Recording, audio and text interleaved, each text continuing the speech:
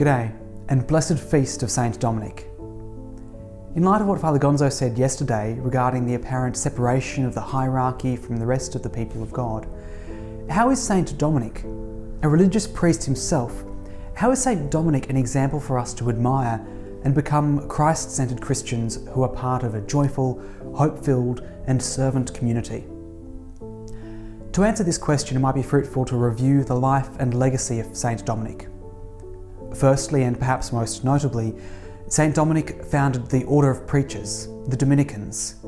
This was an order dedicated to a radical way of life, preaching and witnessing to the good news. However, from our historic perspective, we can see that the greatest preaching they did was their way of life, living holy poverty.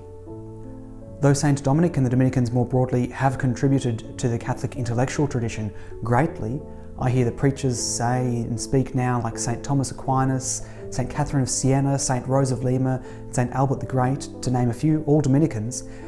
Their impact at the time was mostly through their way of life.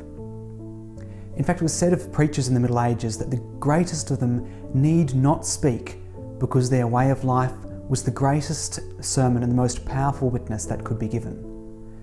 This was certainly true of Saint Dominic and the legacy that he leaves us.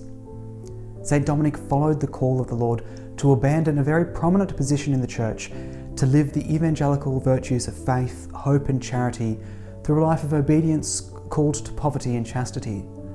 Living this way of life, he then preached in the world what he already believed and lived.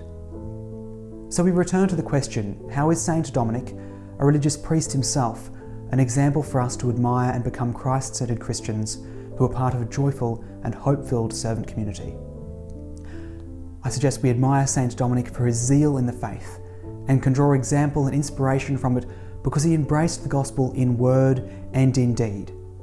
We are members of this Christ-centered church who are called to love and live out the same witness of our own particular way of life as a joyful, hope-filled and servant community.